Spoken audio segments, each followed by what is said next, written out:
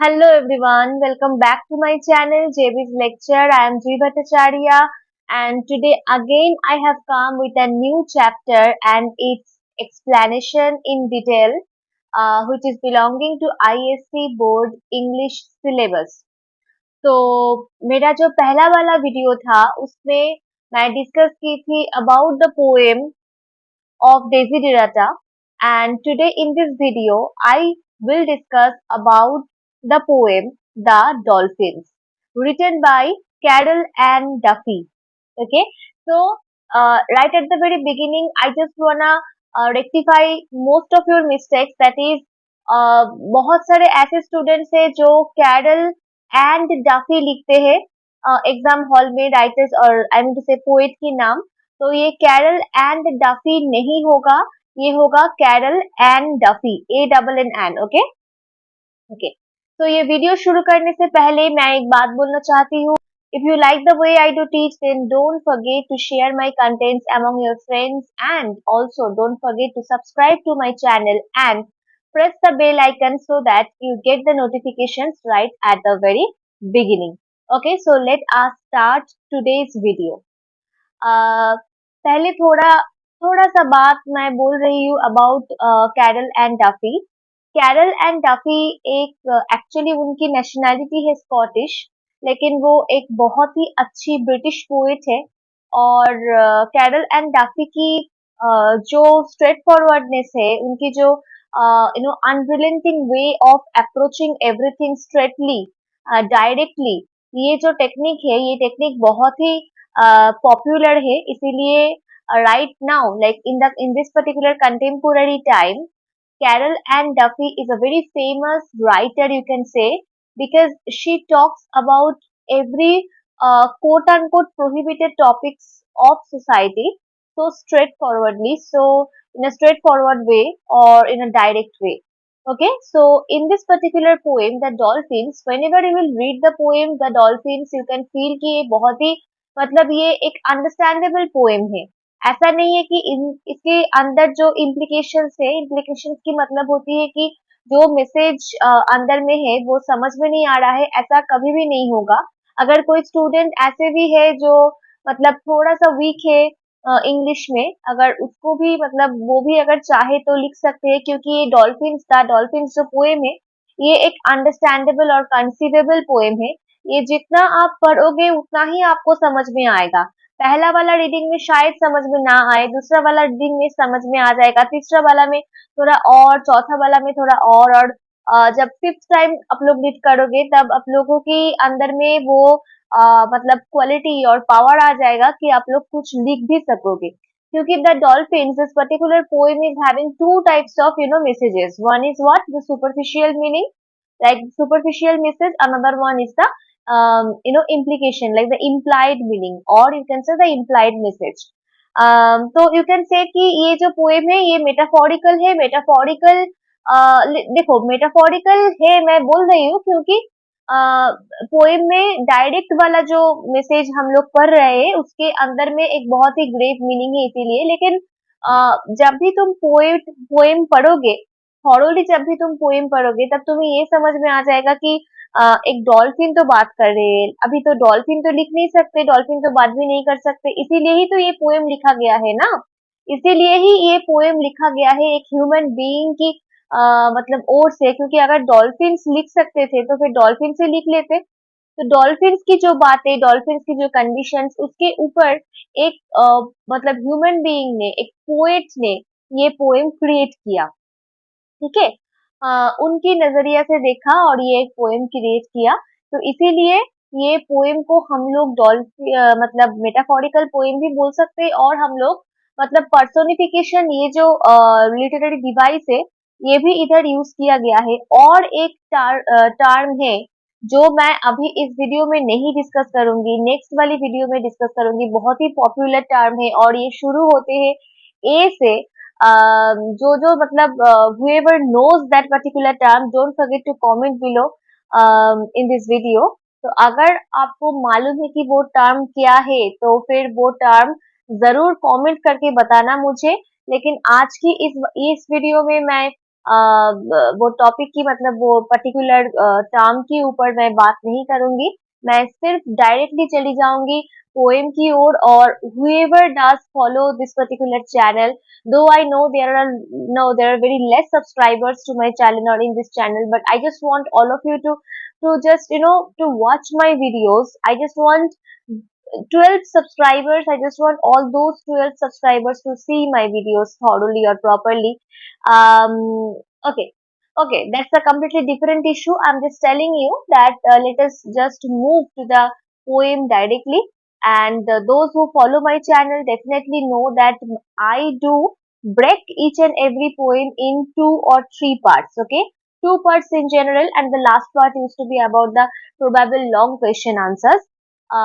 And just like that, this particular poem also will be broken into two parts. दो divisions में ये जो poem है ये आएगा।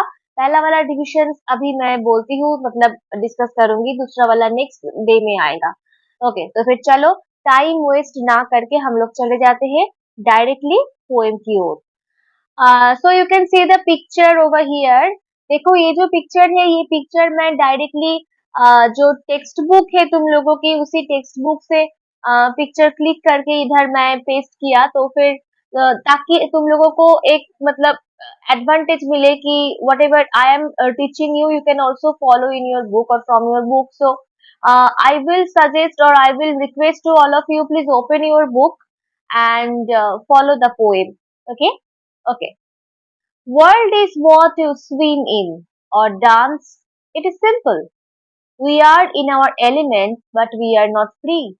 So you can see world is what you swim in. Now, a swimming pool. I will not talk about a swimming pool.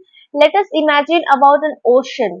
ठीक है, एक समुंदर के बारे में सोचो, सी के बारे में सोचो। तो जो समुंदर है वहां डॉल्फिन्स रहते हैं, और डॉल्फिन्स के पास वो समुंदर ही तो वर्ल्ड है। समुंदर जो है वही तो वर्ल्ड है डॉल्फिन्स के पास। हाँ, तो और डॉल्फिन्स का काम क्या होते हैं? स्विम करना, है ना, है ना। So world is what you swim. So here you can see that the poet writes this particular poem as a dolphin. Through a dolphin's perspective, the poem has been written. Okay, ये जो poem है ये एक dolphin की जो perspective है उसका perspective के अनुसार ये poem लिखा गया है।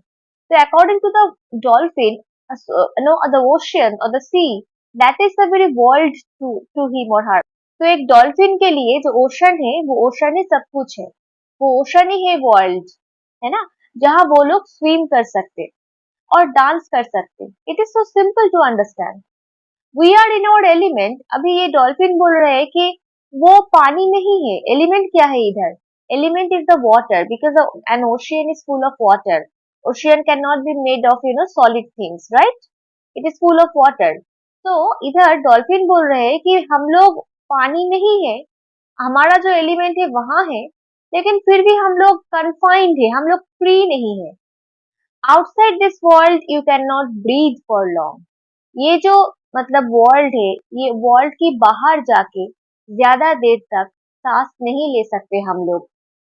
The other has my shape, the others movement forms my thoughts. ये द अदर कौन है?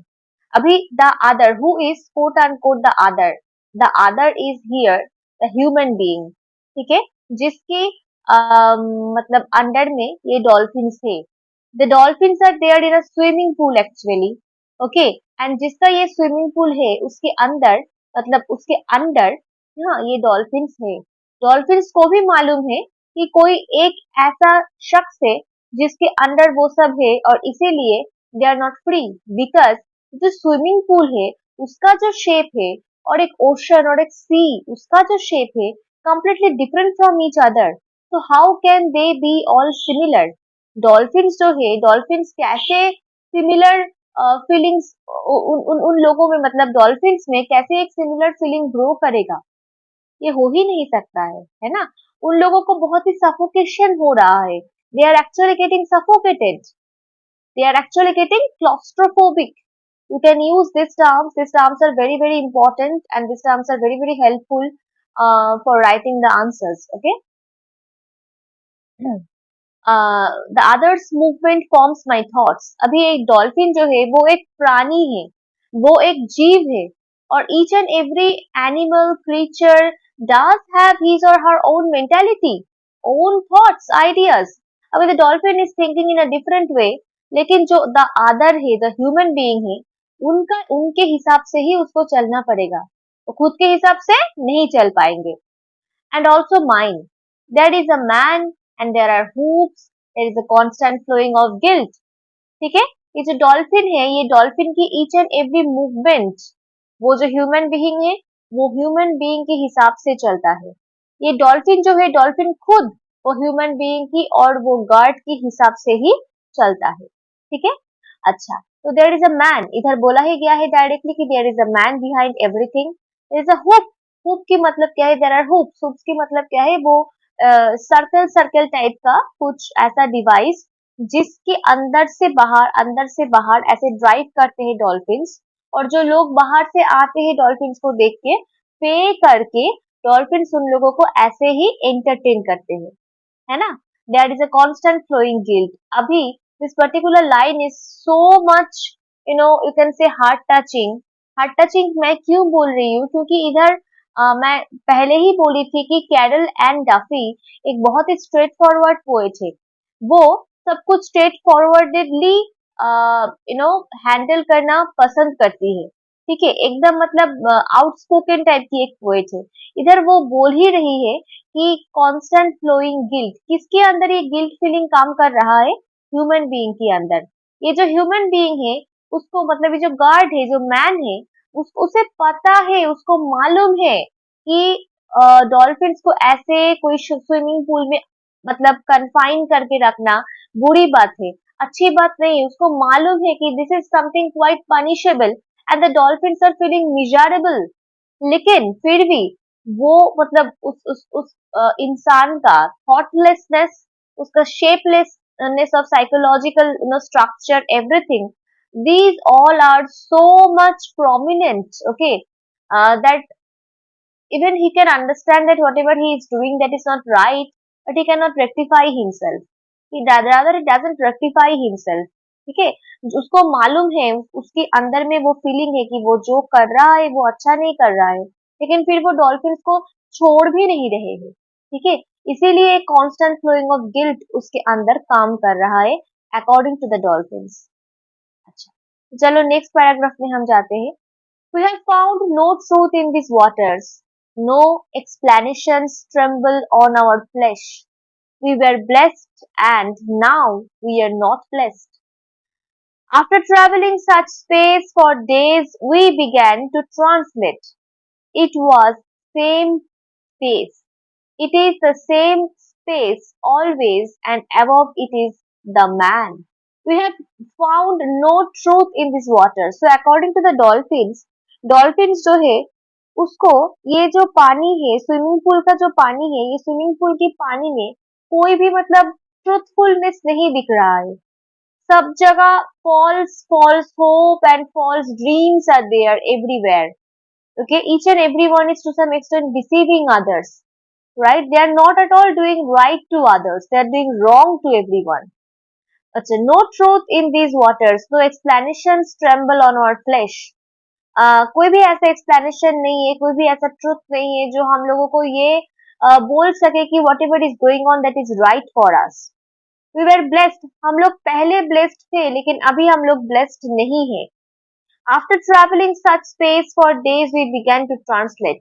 वहां से यहाँ आते आते हम लोग खुद को चेंज कर लेते हैं। It was the same space, एक ही जगह है, हाँ पानी ही है, वहां भी पानी था, यहाँ भी पानी है। It is the same space, you see. हम लोग वहां से इधर आते हैं, ओशन से हम लोग स्विमिंग पूल में आ जाते हैं। पूल का स्ट्रक्चर कितना है, पूल का शेप कितना है, और ओशन का और सी का शेप कब कितना है? इसका कोई शेप ही नहीं है शायद, है ना? ओशन और सी का शायद कोई शेप ही नहीं है, इतना बड़ा है वो। और हम लोग आ जाते हैं स्विमिंग पूल में। एवरी डे हम लोगों को प्रैक्टिस करवाया जाता है कि कैसे और हाउ टू एंटरटेन पीपल, कैसे ड्राइव करना है थ्रू द हुक्स। ओके, तो फिर हम लोग ट्रांसलेटेड हो मतलब ट्रांसफॉर्म होते हैं। हम लोग ग्रेजुअली वी ट्रांसफॉर्म आवरसेल्व्स। एक ही जगह हमेशा, एक ही खाली जगह हमेशा, वहां ही रहना है। हाँ, वहां का जो रूल्स है, तौर तरीका है, वही फॉलो करना है। And above all the man, the god, that is all same, he is all same. Okay, he doesn't get changed. मतलब there is no hope to get free from such confined and suffocating place. ठीक है, ऐसा कोई शख्स नहीं है जो हम लोगों को जहां से लेके आए थे वहां वापस कर देंगे, क्योंकि ये जो मैन है वो भी सेम है, स्विमिंग पूल है वो भी सेम है, हम लोगों की लाइफ में जो मिजरेबल थिंग्स चल रहा है वो भी सेम है ना? That is the very voice of a dolphin. So here the poet actually works as the voice of the dolphin. Few people can understand that there is a kind of no, the dolphins are actually revolting, but they cannot revolt through actions. That is why they are revolting over here through this poem. And the poem definitely or must be written by a man or a human being. Otherwise, dolphins को तो लिखना नहीं आता है. लेकिन फिर भी उसका जो ये प्रॉब्लम्स है, उन लोगों का ये जो मिजरी है, ये जो उन लोगों का लाइफ में दिक्कत है, ये दिक्कत का भी तो कोई हल करना होगा. इसीलिए the poet is writing this poem. Definitely the poet has faced such a very harassing situation, and that is why just after coming back from that situation she is writing all these things, because the very picturesque that she is actually portraying through this poem is the very truth, is the very naked truth of the society. Understood? Okay, so up to 2 paragraphs I have taught you today. English और हिंदी मिला के मैं पढ़ा रही हूँ, क्योंकि ऐसे क्या हो रहा है ना, ये जो इंग्लिश क्लास है इसीलिए इंग्लिश तो रहना ही होगा, और हिंदी मैं बोल रही हूँ। मुझे अच्छा लगेगा ये सुन के और ये देख के कि तुम लोग कमेंट किए हो नीचे कमेंट सेक्शन में, ताकि हम मुझे भी पता चले कि how am I actually speaking Hindi, because I am a Bengali woman.